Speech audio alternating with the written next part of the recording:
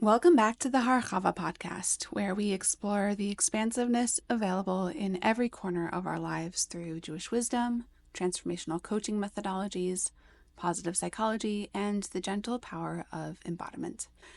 I am so glad you're here because today I'm kicking off a very special series, one that I hope brings both inspiration and grounding in what can really often feel like one of the most overwhelming times of the year. So this is the first of 13 different episodes, all recorded in honor of the first 12 days of Nissan, which is a time really rich with spiritual opportunity, even as we're elbow deep in Pesach prep and scrubbing countertops and answering endless questions from our kids and wondering when we're supposed to fit in a nap because we're exhausted. So I wanted to do this podcast series because there's something really powerful about these first 12 days of Nissan. And I was talking to some friends about this over Shabbos and decided to just turn this into its own thing. Because according to Hasidic tradition, each day of Nissan, of the first 12 days, beginning with Rosh Chodesh, which is today, corresponds to one of the 12 tribes of Israel and also one of the 12 months of the year. So on each of these days, there's a different Nasi, a different tribal prince, who brought an offering to dedicate the Mishkan, the portable sanctuary that traveled with the Jews in the desert.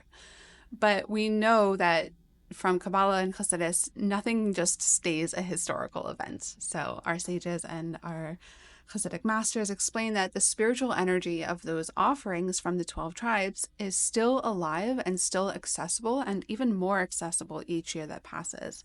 So each of these 12 days really holds a different flavor of energy. It's a unique access point, a unique portal into the month that it represents. So each of these first 12 days represents one of the 12 months in the coming year, kind of like the last 12 days of Elul represent the 12 months leading up to Rosh Hashanah. So it's kind of the reverse of that almost.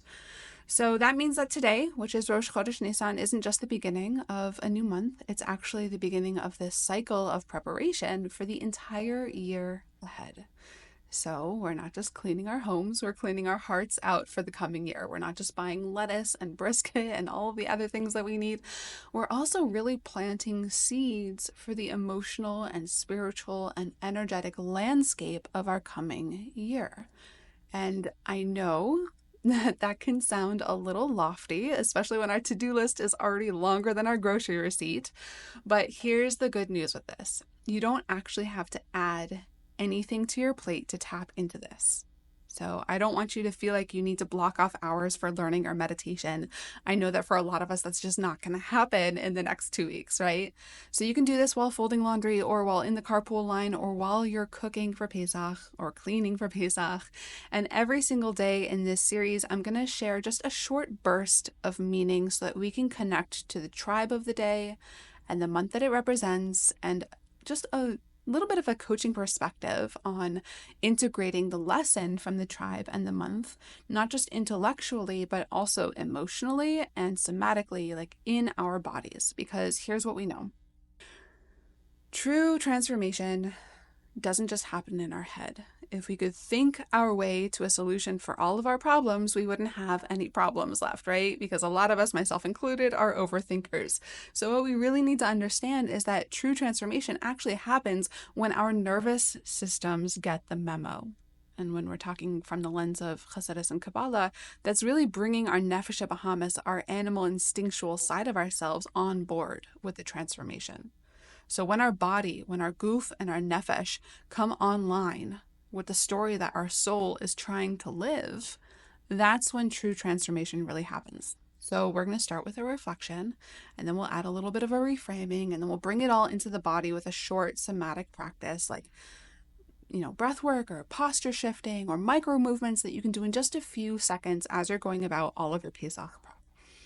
So just keep in mind that the intention here over these next 12 days is not to be perfect. The intention is to be present. And that's not just for this, that's for everything that we're doing in the next 2 weeks. So I want you to use this time not just for preparing your home, but also for preparing for your year by tuning in instead of just tuning everything out as you're busy. And this is really about making Pesach not just this logistical obstacle course that we're going through over the next 2 weeks, but really a spiritual reset for ourselves and for our families and for our communities. And so today I want to invite you to just set a kavana, a guiding intention for the next 12 days as we're going through this unique portal, and ask yourself, what kind of year do I want to create?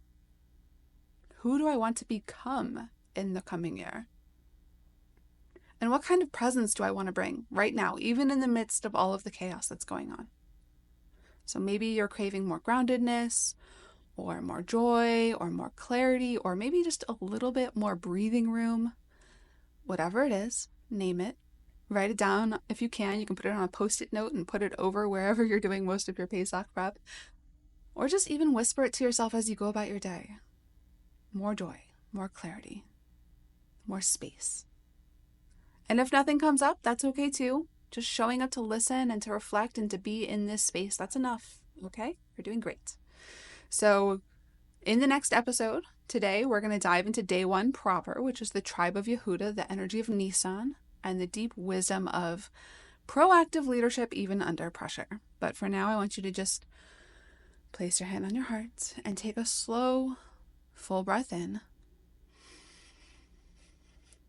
And as you exhale, let this be the beginning of your year, the beginning of your expansion, the beginning of a different kind of Pesach prep, one that includes you in the process. I'll see you in the next episode.